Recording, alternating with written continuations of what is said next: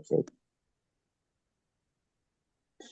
Bien, pues buenas noches a todos, bienvenidos a esta sesión del Café del Reino.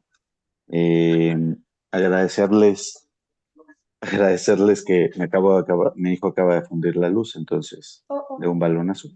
Pero bueno, darles la bienvenida a todos, ver pues esta actividad siempre como un proceso formativo, pero pues también digamos, de diálogo, de conocimiento, de, de compartir estas experiencias, que hoy tenemos como invitado a Rubén Esqueda, que es un apasionado de los Reyes Magos y que hoy nos va a platicar al respecto de este tema. Eh, pues digo, aparte de desearles un buen año 2026, pues darles la bienvenida a esta serie de actividades del Café del Reino. Y sin más, pues quiero dejar con ustedes a la doctora Angélica Lauren, que nos ayudará a presentar al maestro Esqueda. Claro que sí, maestro Palomares. Muchísimas gracias, doctor Palomares, por la invitación para poder presentar a tan ilustrísima persona. Don Rubén Esqueda Actón, él es nacido en la Ciudad de México, es diseñador industrial y maestro en semiótica por la Universidad Anáhuac. También posee un diplomado en docencia universitaria y semiótica visual y diversos cursos orientados a la semiótica, historia del arte, didáctica y artes digitales. Concluyó sus estudios de doctorado en innovación y responsabilidad social y actualmente se encuentra en proceso de elaboración de su tesis con un tema relacionado para confirmar los modelos de economía circular aplicados a la moda fast fashion que puedan llevar a la innovación social. Actualmente es profesor de asignatura de la Facultad de Diseño, así como de la Facultad de Responsabilidad Social, tanto a nivel licenciatura como a nivel maestría. Desde luego ha participado en foros internacionales como International Council of Society of Industrial Design, donde se analizó la globalización guiada por el diseño, así como en diversos cursos orientados a la sustentabilidad, diseño social y el arte digital. Durante varios años ha colaborado a la Facultad de Diseño y en el 2008-2024 ha tenido tuvo una actuación como asistente de la Vicerrectoría Académica. El maestro Esqueda actualmente tiene gusto por la fotografía, por las artes digitales, por el video, la astronomía, la física, y en los últimos años ha profundizado sobre temas de sostenibilidad, particularmente en el campo del diseño. Actualmente colabora en la Secretaría General y es coordinador de protocolos institucionales de la Universidad de Anáhuac, México. Desde luego creo que lo más relevante es que él es casado, es católico y desde luego tiene una hermosa hija. Muchísimas gracias, maestro Esqueda, por su participación. Le agradecemos muchísimo y pues ya es todo suyo. Uy, muchísimas gracias. Gracias por la presentación. Ya tengo aquí una niña que me acaba de echar ojos. Y bueno, pues con mucho gusto, pues empezamos esta plática. Como dice, soy un apasionado del tema de los Reyes Magos. Al final platicaré el motivo, ¿no?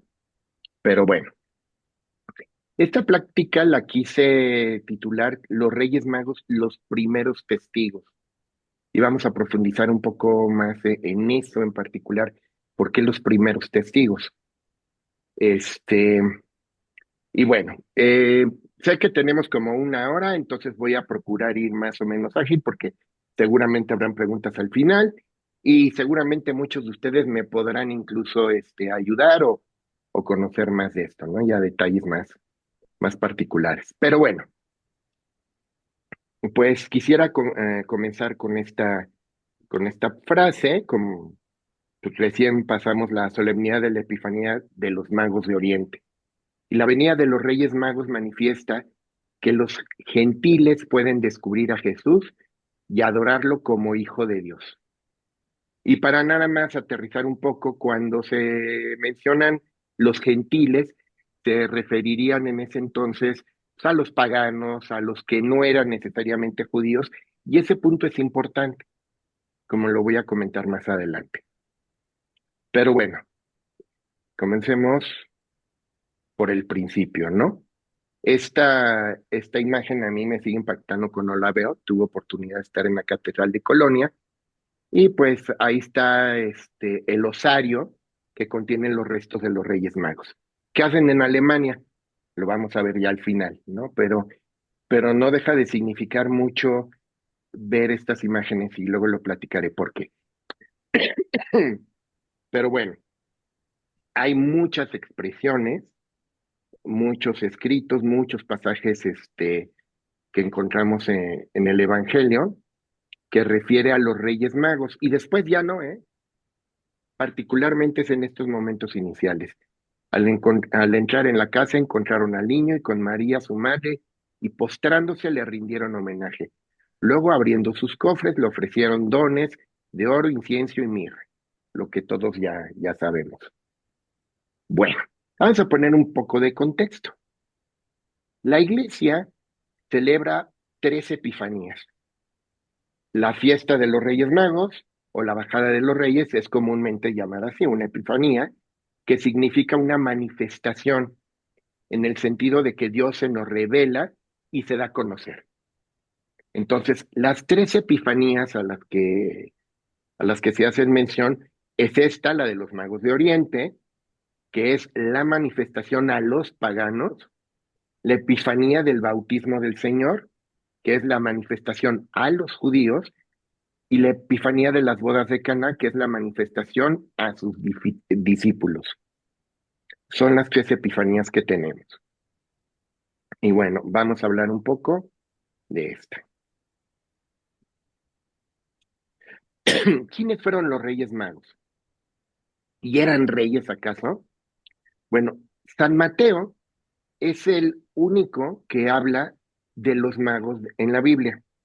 Explica que fueron de Oriente, una zona que para los judíos eran los territorios de Arabia, Persia o Caldea. Mago, en lengua persa, significa sacerdote, y justamente los magos en griego, magoli en griego, perdón. Esta era una casta de sacerdotes persas o babilonios. No sé, ellos no conocían la revelación divina como tal, la de los judíos, pero estudiaban las estrellas en su deseo de buscar a Dios. El término griego de magos no solamente es utilizado para referirse a los hechiceros, como normalmente la referimos nosotros. Se utiliza para referirse a hombres sabios y es más hombres de ciencia. Es muy interesante porque cuando hablamos de los reyes magos, ni eran reyes, ni eran magos, estos que hacen cosas ahí extrañas, sino que se referían a estos sabios, gente sabia que tenía algún tipo de peso, era sacerdote, era gente conocida en el entorno, y esta es la referencia que se hace a los reyes magos, eran unos sabios de la ciencia.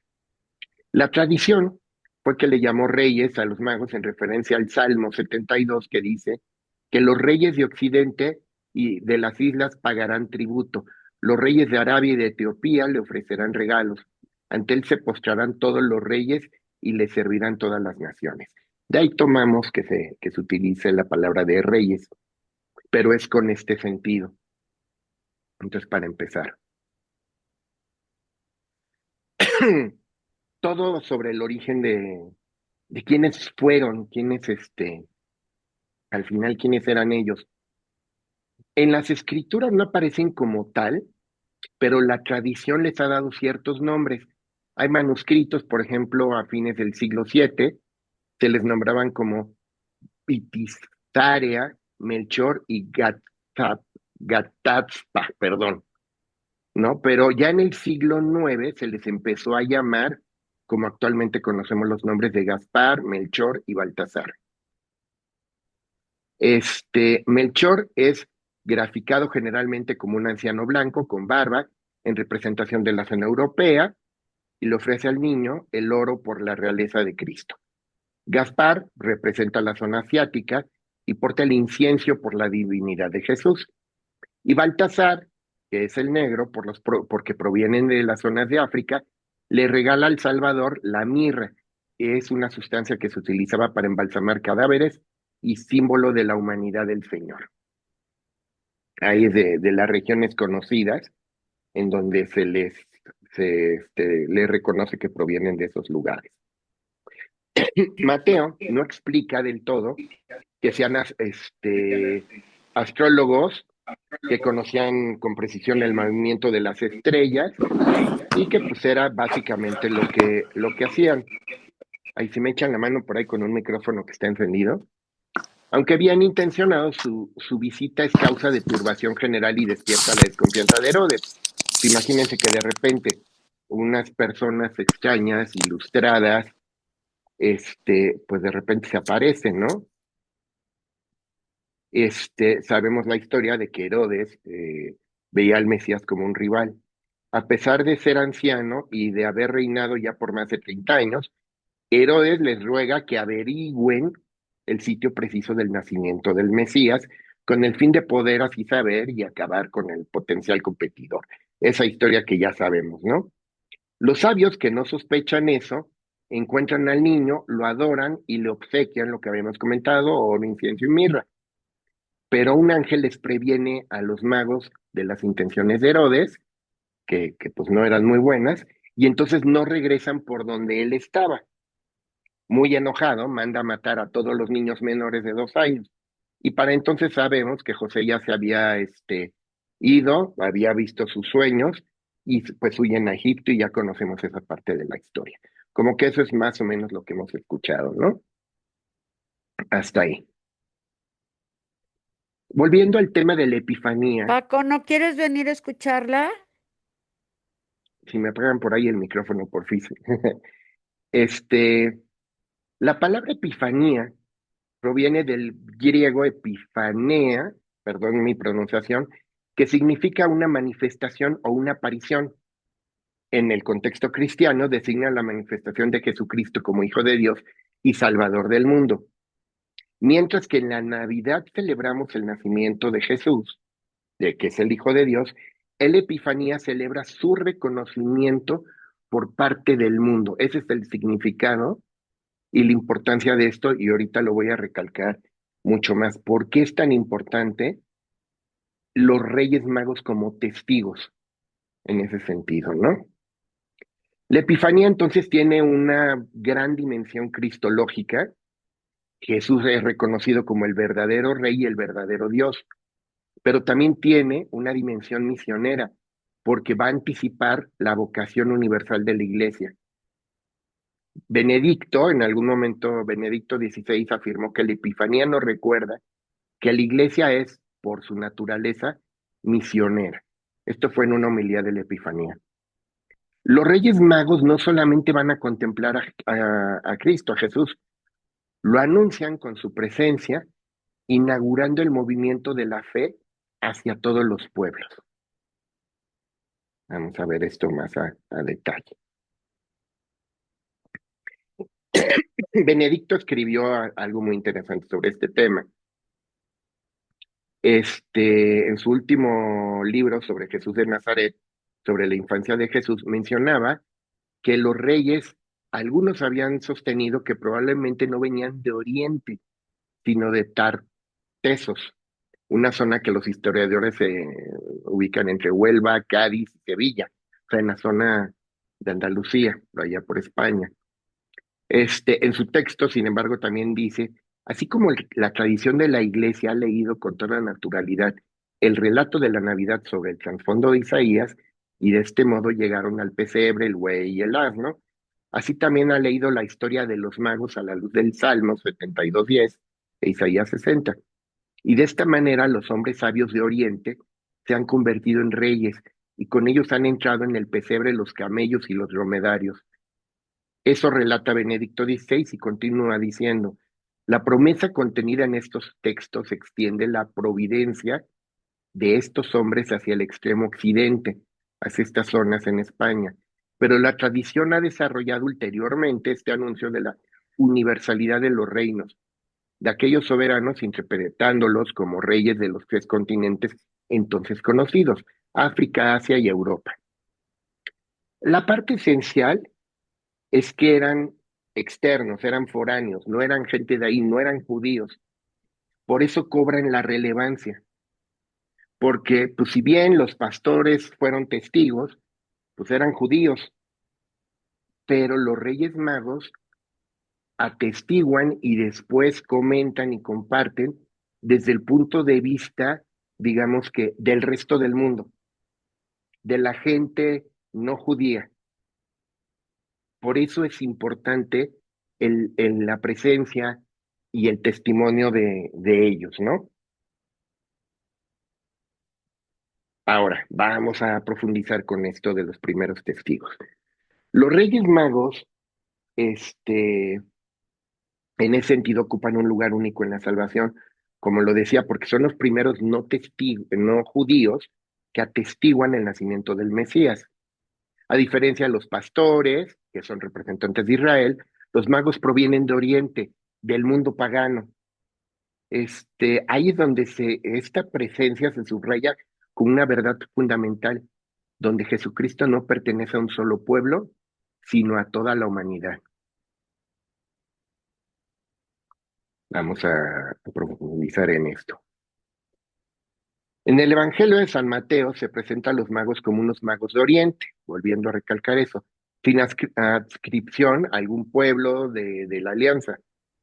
Este dato no es nada más así de casualidad. Teológicamente señala que la salvación inaugurada en Cristo está destinada a todos los pueblos. San León Magno interpreta este pasaje como el inicio visible de la universalidad de la Iglesia.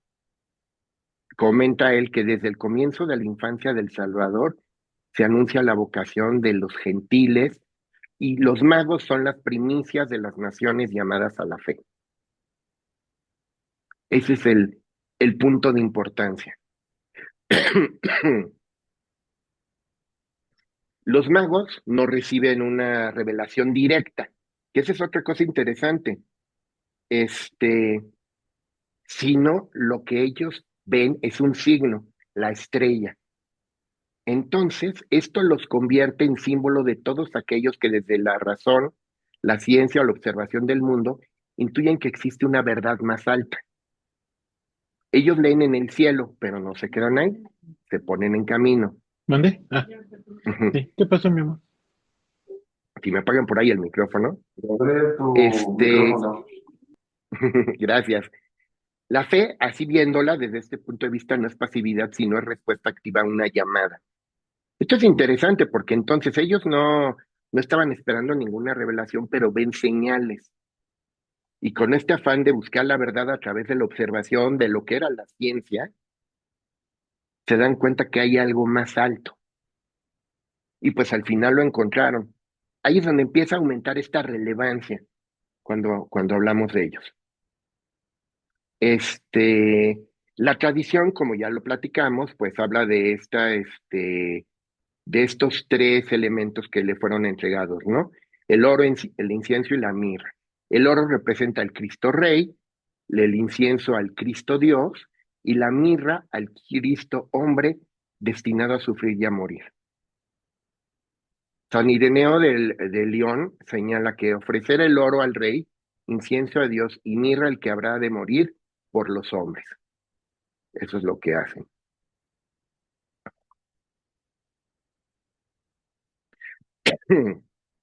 También vemos que en el Evangelio se señala que regresaron por otro camino.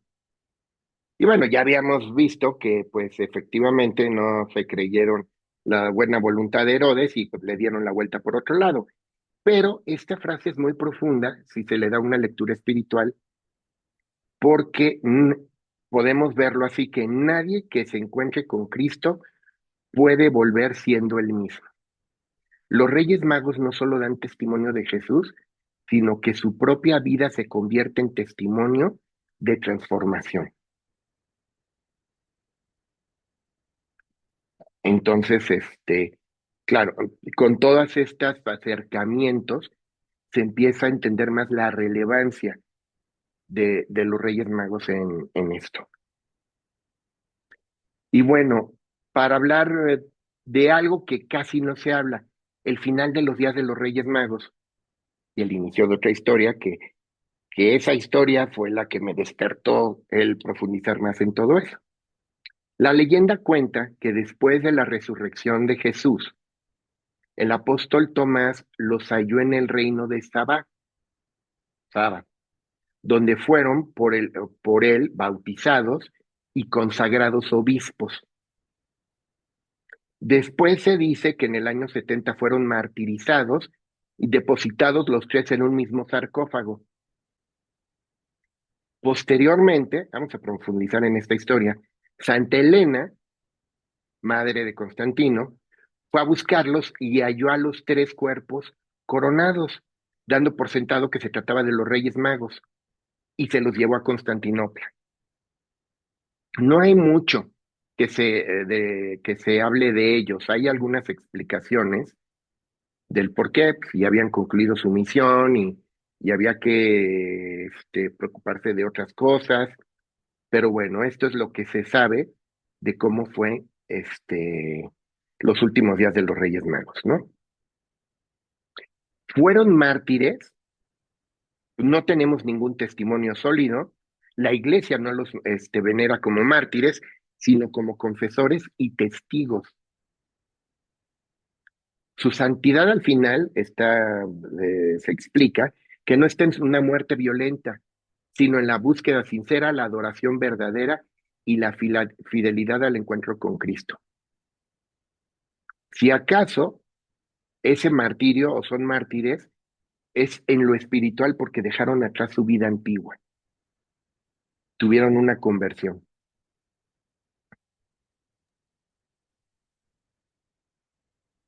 Y bueno, imagínense que entrando primer semestre, primer día de clases, y salgo con el rollo de que yo vi a los Reyes Magos, ¿qué onda?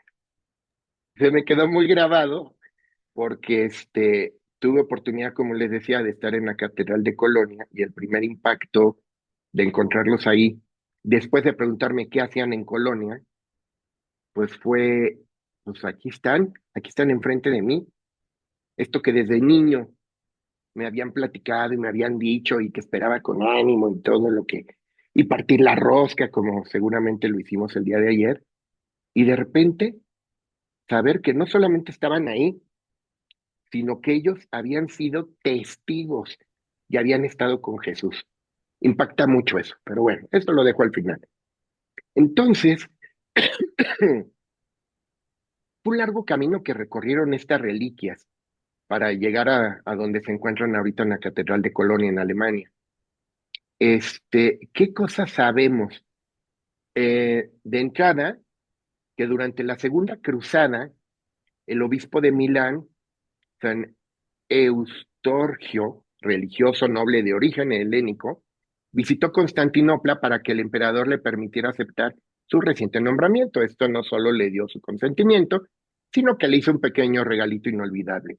Las veneradas reliquias rescatadas en el año 300 por la emperatriz Helena, madre del emperador romano Constantino, y esas reliquias de los Reyes Magos fueron después saqueadas de Milán por el emperador del Sacro Imperio Romano Germánico, Federico Barbarroja, que se las entregó al arzobispo de Colonia, reinado de Dacel, en 1164. Entonces, ahí es como fueron llegando a Colonia. Es interesante ver que todo el paso de estas reliquias son de los mejor documentados en la Iglesia Católica. Hay documentos incluso que podrían ser como el equivalente de un acuse de recibo, con todo y el saqueo que tuvieron, pero están muy bien documentados todo el movimiento que tuvieron estas reliquias.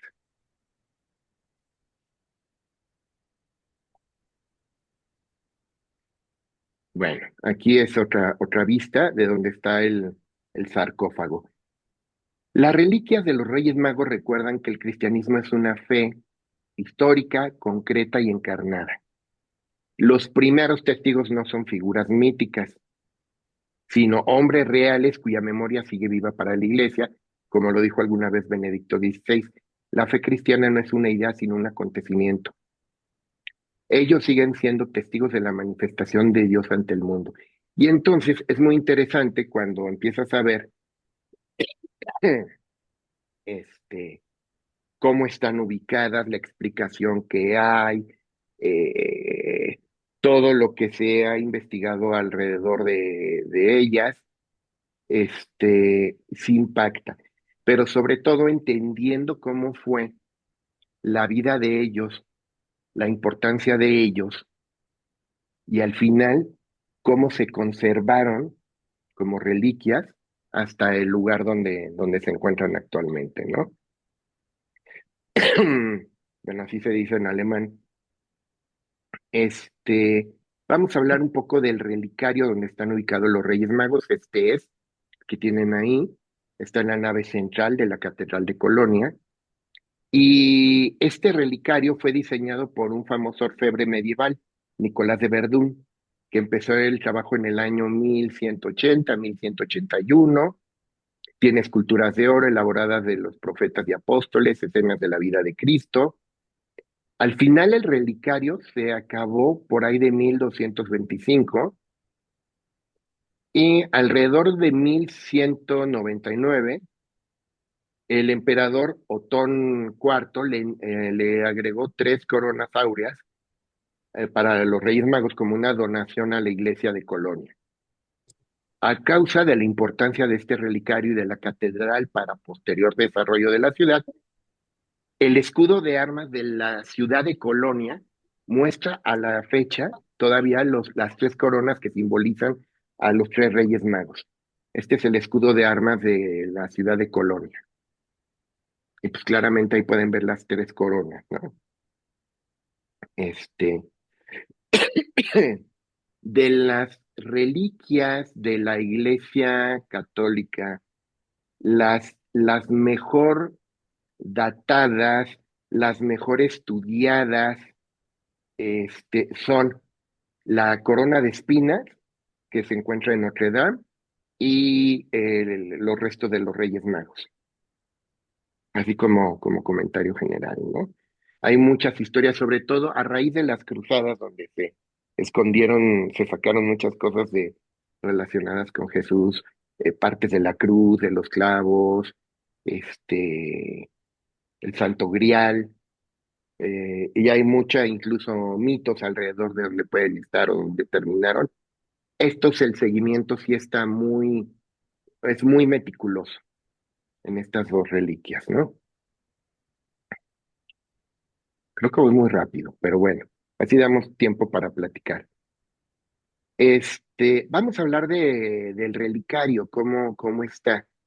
Este, Tiene forma de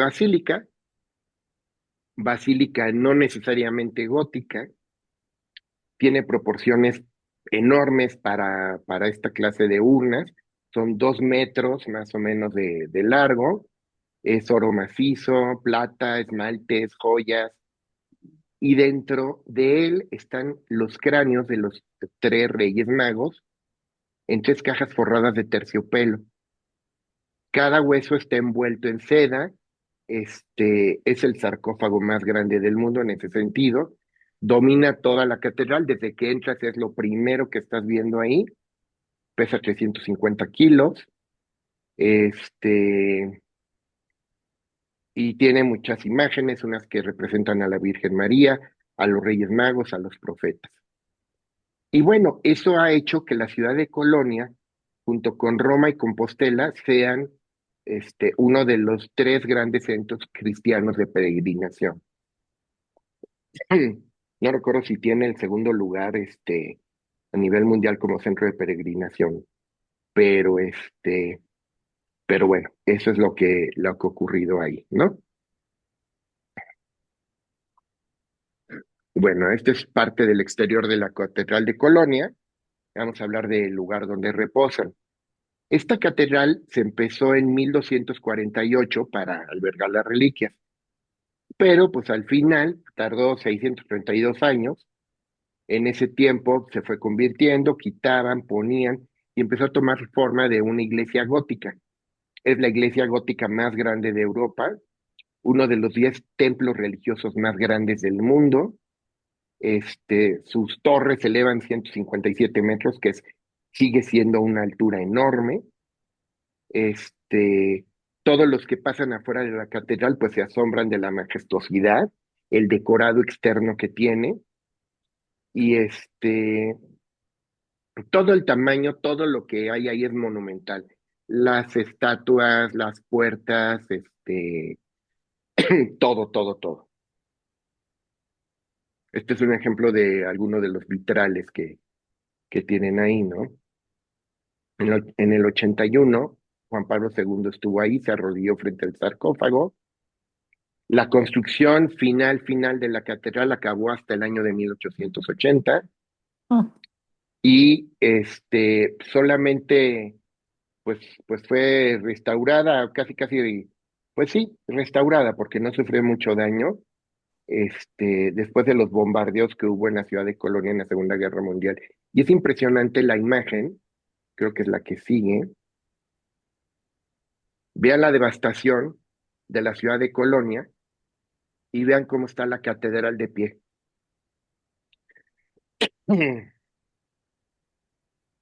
¿No? Es impactante cómo sobrevivió a esa devastación. Prácticamente todo lo que tenía alrededor fue borrado del mapa. Este, y son de estas historias que luego te comentan, que pues si tuvo una protección de alguna índole, o si de verdad los británicos la respetaron, sabiendo lo que había ahí, pero bueno, sobrevivió a los bombardeos y solamente tuvo que ser restaurada de algunas partes. Y esta es como se ve actualmente la Catedral de Colonia. Sigue destacando como uno de los edificios más altos de la ciudad y pues hay algún dato por ahí interesante. Este es el único de los dos templos católicos en el mundo que en la cúspide, en lugar de tener una cruz, tiene la estrella de Belén. Ahorita les digo dónde está el otro. ah, ¿Qué costumbres hay alrededor de los Reyes Magos? Esto ya es más de lo que vivimos día a día y que recién vivimos. Pues España es muy conocida por las cabalgatas, ¿no? Antes la tradición pues, que también tenemos aquí es de que se escriban cartas, se manden días antes de la Epifanía y que este día, la noche del 5 para amanecer el día 6, que es la noche de Reyes, se consume el deseado roscón, como le dicen allá, que contiene un haba. Aquí tiene al niño Jesús. Desde antiguo, esta tradición tiene desde la época romana, es que la encontraba, era el rey de la reunión quien encontraba la famosa haba. En la actualidad, el imperio de las casas comerciales ha impuesto que hay una sorpresa en forma de figurilla que corresponde al coronado, castigando el que recibe el haba a pagar un roscón. Ya sabemos lo que pasa aquí en México. En muchos lugares también la tradición te dice que les dejes algo de comer y de beber, algún tipo de licor, dulces y demás en la noche cuando llegan. Y pues los niños se maravillan porque aparecen los platos vacíos, ¿no? El día anterior a esto se realiza una cabalgata de los Reyes Magos en diferentes lugares de España donde aparecen los magos llenos de regalos. Y pues bueno, es una festividad en muchos pueblos de España, ¿no? Se paraliza todo. Y pues al final también la tradición te dice que hay que dejar un zapato por cada persona de la casa para que pues al día siguiente veamos con sorpresa los regalos que nos dejaron. Esa es la tradición que conocemos. En América, de este lado de acá cambia un poco. Igual ponemos la carta, que dejamos el zapato antes de irnos a dormir, y así los reyes pueden saber cuántos niños viven en la casa. En Puerto Rico, República Dominicana, Paraguay, Argentina, Uruguay, en la víspera de los reyes, los niños cortan grama fresca, la ponen en una caja de zapatos junto con agua para los camellos de los tres reyes, les dejan ahí alimento, y al igual que en España, al siguiente día la comida y la bebida han desaparecido, con sorpresa. Aunque tenemos muchas familias que dan regalos a sus hijos en Navidad, incluso también ocurre que nos llega Santa Claus, el Día de Reyes sigue siendo una de las más importantes tradiciones Y claro, particularmente en el mundo cristiano. Este ritual sabemos que empieza en la tarde, a la hora de cenar, se comparte una rosca, la receta de la rosca hecha con flor de naranja, mantequilla, decorados con frutas cristalizadas. En México le decimos rosca de reyes. Y dentro de la rosca vamos a encontrar una o diversas figuras pequeñas en forma de niño que representa al niño Jesús. Ahora ya les meten cuanta cosa, hasta hubo un tiempo que se puso de moda ponerles a Baby Yoda, imagínense qué cosa. Y pues la tradición nos dice que quien encuentre al niño Jesús en su corte de rosca debe preparar la fiesta de 2 de febrero, Día de la Candelaria, ofreciendo tamales y atole, ¿no? Ese día se presenta al niño Dios del nacimiento, que se puso en el templo en una canasta adornada con velas. Esa es la costumbre que tenemos aquí en América. Y bueno, les decía que habían 2 templos católicos con la estrella de Belén en la cúspide. Este es el otro, Tizimín, en Yucatán. No sé si todos lo sabían, pero en la ciudad de Tizimín tenemos la iglesia dedicada a los Reyes Magos. Entonces, el día 5 de enero por la noche, este, aquí tenemos en este santuario, muy importante para la adoración de los Reyes Magos, que es visitado por miles de personas durante estas fiestas religiosas, salen, hacen procesión, y pues es una de las ferias religiosas más antiguas del sureste mexicano, ¿no? Esto no es de ahora. En Tizimín, esta celebración se remonta hasta el siglo XVI, en ese contexto de la evangelización franciscana en la península de Yucatán. En este santuario de Tizimín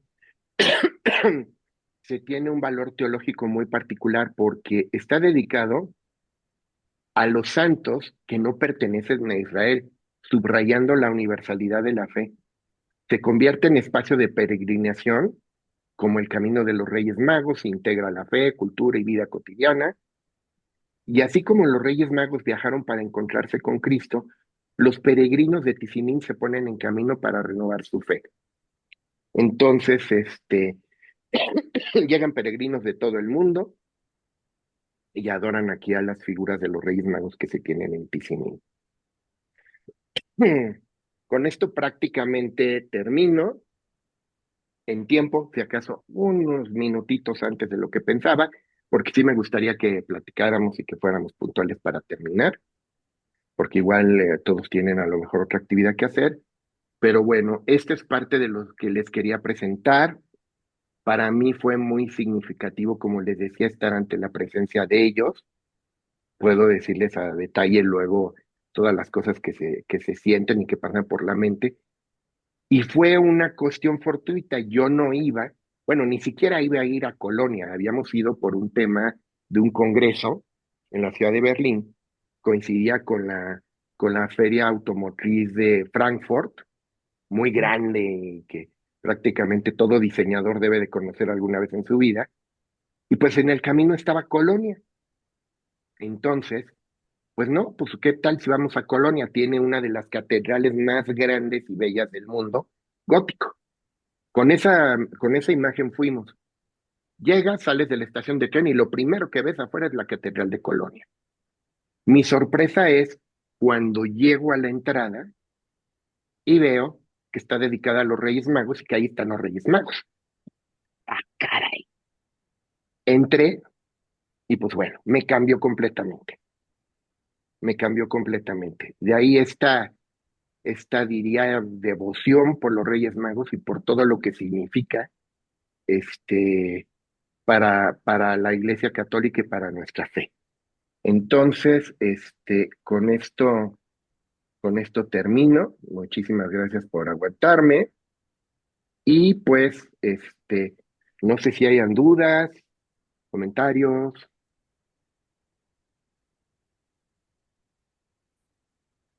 A ver, Maestro ¿qué les puedo Sandoval, contar?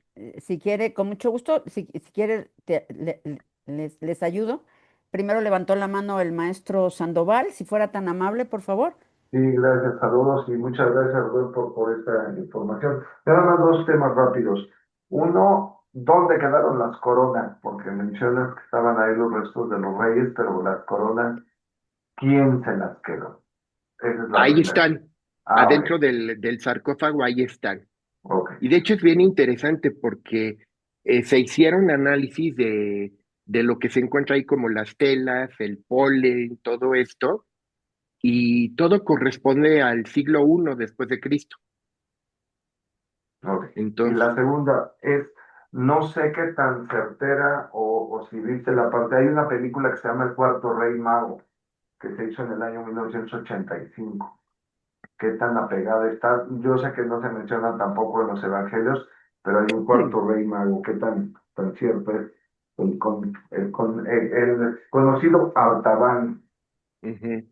Pues mira, la verdad es que no tengo ninguna referencia, no encontré ninguna, o sea, sí en algunos momentos se menciona que hay uno cuarto, pero en la realidad es que siempre se manejaron tres.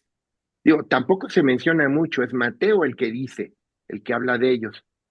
Y todo el tiempo, desde que se tuvieron, desde lo que se decía, lo que se platicaba, hasta que se tuvieron los restos, siempre se habló de tres y han habido tres. Entonces, no es tan tangible la prueba de un cuarto, Ah, ok, por lo menos en la información o en la documentación que hay en lo tangible. ok. Muchas gracias. Maite. Pues ahí voy de nuevo también a lo tangible. A ver, No, ¿qué, no te preocupes. qué Aquí viene tan, una clase. qué tan certero, haz contar, en el Santo Sudario, por decir? O sea, tiene todo el circuito de cómo fue, ¿no? Que si se perdió en esto, que luego se recuperó, luego se fue, o sea, del siglo II, ¿no? O del siglo I. Pero de los reyes, toda esa historia que tú estás contando, si comparamos con efectivamente el Evangelio canónico de San Mateo que lo habla, pues no dice mucho como para decir, ay, estos fueron, Así ¿no? es. O sea, como que, y si todo esto se recuperó hasta 500 años después, pues es como, incluso, otra de las preguntas es lo de lo que tú dices de la corona de espinas de Notre Dame, que la vi, ahora, bueno, que la vi, ¿no? O sea, ahora que la sacaron de Ajá. la quemazón, o sea, ni siquiera es como copete, como dicen que no era o sea, ¿qué tanta certeza podemos tener de algo que en los evangelios se habla tan vagamente? Lo interesante es que desde que murieron, se mantuvieron a los tres juntos y se encargaron de documentar eso. Hay escritos sobre eso que no pertenecen a ningún evangelio de nada, pero está documentado que los restos se mantuvieron en un solo osario. Y de ahí, el cómo se fueron pasando de diferentes manos hasta desde cuando fueron sustraídos, todo se fue documentando, se Mm. sabía que había ahí. Como era gente Y fue, importante, a lo mejor, exactamente. mm, Entonces no era cualquier gente. Y todo eso que quedó documentado se fue pasando de mano en mano a donde se fueron llevando. a lo mejor más que el mismo Cristo, que a lo mejor pues, en un pueblo bicicletero, pues no, a lo mejor los clavos, pues nadie le daba importancia, a lo mejor la Virgen, y a lo mejor San Juan, que pues ahí estaba, pero pues finalmente no era algo recuperable, ¿no? Ujú. A lo mejor la corona, pero hazte cuenta qué tanto, o sea, porque de lo que tú dices, Francisco, de un cuarto rey mago, a lo mejor había 50 que vieron la misma estrella y que siguieron el mismo camino, pero no llegaron, o llegarían, pero no se O documentó. llegaron después. Ujú. De hecho, creo que la tradición en Italia es de una bruja que fue a buscar al niño Jesús y que no lo encontró y entonces que le llevaba dulces y que como no lo encontró, pues se ha encargado el resto de su vida de llevarle dulces a los niños. O sea, después de la Navidad, algo así, en vez de Santa Claus, vamos a decir. Pero Ujú. sí que tanto es una leyenda y que tanto es una certeza, ¿no? Pues dices, bueno, los reyes como eran importantes y tuvieron esa experiencia, posiblemente pues que te la compro. Y digo, Sí. los alemanes que, mira, que no se van a dejar. Sí, aquí la importancia que les fue dada fue precisamente porque cuando ellos empezaron a hablar, lo hablaban desde la visión de unos paganos. Y entonces cobró importancia decir, miren, a ver, estos que no tienen nada que ver con el pueblo judío, lo atestiguaron. Y están dando voz, están dando palabra de lo que ellos vieron. Y por eso se les empezó a dar ese seguimiento. Ellos cambiaron completamente de lo que venían haciendo. Y pues hasta ahí llegó su misión, tampoco se profundizó en ellos, no escribieron nada, no dijeron nada más, solamente la gente que los conocía, pues sí fue los que mantenían contacto con ellos y que al final fueron testigos de cuando fueron martirizados y fueron, pues fueron matados y guardados en una misma caja. O sea que sí sabemos que fueron martirizados. Sí, sí, se menciona que sí. La Iglesia Católica no los reconoce como mártires, como tal, sino más bien los reconoce como testigos. Pero la mención que se hace es que sí fueron martirizados y fallecieron alrededor del año 70. O sea, por la persecución cristiana, vamos a decir, ellos pues dijeron, yo soy testigo y pues se los cargaron. Ujú. Y era gente importante. Entonces ahí es donde se puede tener, sabemos que no hay una certeza absoluta, pero donde se puede tener confianza que así fue. Luego ya después, unos primeros estudios que se hicieron en los años 50 con la tecnología limitada que había.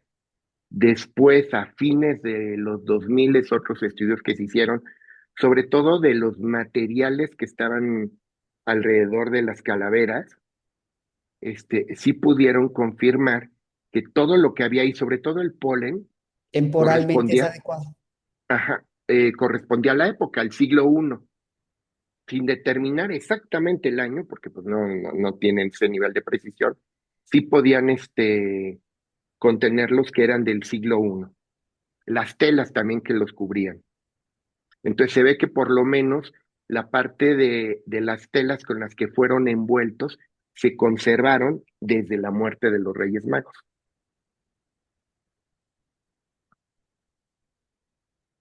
Sí, como habrán sido de los primeros mártires, pues los mismos otros cristianos pues los arroparon, ¿no? Ujú. Y entonces guardaron sus reliquias Sus ahí. restos. Ujú. Y sí, estaba muy arraigada la costumbre de tener un osario, generalmente eran de piedra, y pues ponían inscripciones de quién estaba ahí y se dedicaban ahí a guardar los huesos de quien había sido, ¿no? Entonces, esa es la certeza que podemos tener. Y después ya toda la manipulación que se hizo de esos restos, afortunadamente sí hay evidencia de cómo fueron movidos, de dónde fueron llevados, de dónde fueron robados, de dónde fueron depositados, este, y por eso hasta el lugar donde están ahora.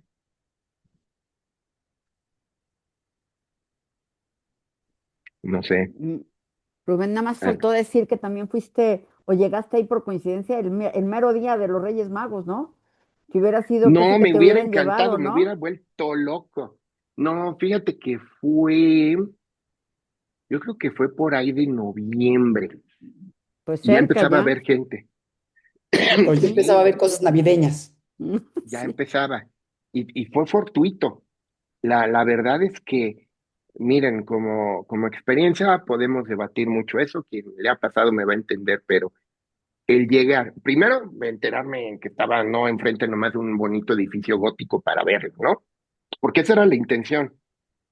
Y ya cuando me doy cuenta quién están y paso, o sea, el quedarte contemplándolos, me llegó una sensación que no la puedo describir, una sensación de paz, una sensación de como alegría, con lágrimas, una cosa muy extraña. Y ahí me podía haber quedado horas. O sea, la verdad es que sí me quedé un buen rato, nada más en contemplación. ¿Y qué les digo? Si tomé 5 fotos son muchas, porque ni siquiera. O sea, era tal el impacto de saber que estaban ahí, y no me hizo dudar, no conocía toda la historia completa. Medio leí lo que decían ahí las fichas y que si los restos y que si fueron analizados, pero eso acabó siendo secundario. Lo que sentí fue algo muy, muy fuerte. Y ya posteriormente fue que quise indagar más sobre el tema. Entonces, cuando después encuentro que es uno de los lugares de peregrinación, entiendo plenamente lo que quiere decir ir a un lugar de peregrinación, ¿no? Después de esa experiencia. Entonces, ese fue el motivo por el cual me llamó muchísimo la atención, más allá de que eran los que luego no me traían los regalos que quería y cosas de ese tipo. Me cambió completamente la perspectiva. Sabes que nosotros yo creo que todavía vivimos en esa época, por lo menos puedo hablar en mi caso personal, en donde los Reyes Magos eran los Reyes Magos en una casa, ¿no? Mucho más que ahora la figura de Santa que se ha introducido del niño, que en realidad debería ser del niño Jesús, pero bueno, que se ha introducido más la figura de Santa, como que hoy está popularizado, dejando en un plano secundario el tema de los Reyes Magos, ¿no? A mí, por lo menos en mi infancia, me tocó exactamente al revés y para mí era maravilloso el Día de los Reyes, ¿no? Era la gran ilusión. Por eso trato de entender que debe de haber sido maravilloso para ti encontrarte ese día de repente, ¿no? Como una grandiosidencia, ¿no? Frente a un monumento en el cual no esperabas, pues encontrarte este gran regalo, ¿no? Qué maravilla, Rubén, la verdad, que ojalá y más personas tuviéramos esta posibilidad de tener esta experiencia. La verdad, fabuloso, maravillosa tu plática. No sé si alguien más quisiera hacer algún otro comentario, algo que quisiera compartir con el maestro Rubén Esqueda.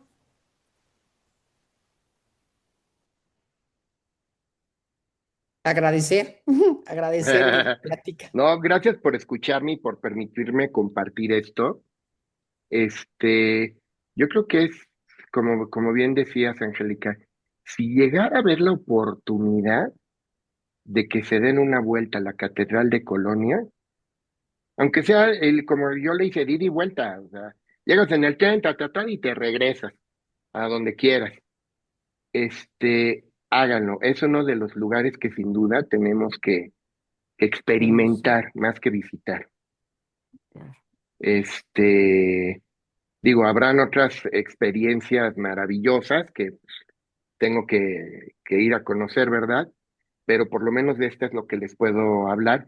Y pues la historia, que es muy interesante, muy, muy fascinante, ¿no? De cómo, pues ahí están, no, no son cuentos, ahí están, Sí, por ¿no? supuesto, ¿no? Maravilloso. La verdad es que desde luego todos los datos que nos diste y la profunda investigación que realizaste sobre los Reyes Magos o los Magos de Oriente, pues desde luego que fue muy valiosa, pero la mayor aportación y por lo menos lo que yo me llevo, ¿no? Es justamente vivir a través de tus ojos el poder haber estado en un lugar de peregrinación tan importante como es este, ¿no? Muchas felicidades, Rubén, la verdad maravilloso. Pues creo que si No, ya pues, no hay ningún otro comentario, Juan, podemos cerrar la sesión. Sí, Angélica, mil gracias. Y gracias, Rubén, por esta plática. gracias a todos.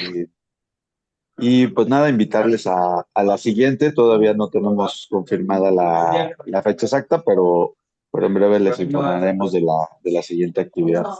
Pues nuevamente, muchas gracias, Rubén, y Angélica, también por la presentación de Rubén y por la moderación aquí del grupo.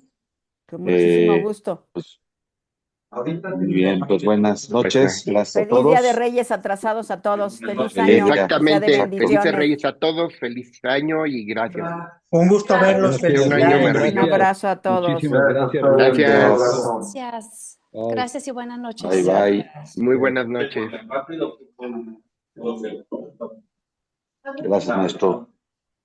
No, gracias a ti, estimado, pues ahí estamos en contacto. Perfecto. Bye. Bye.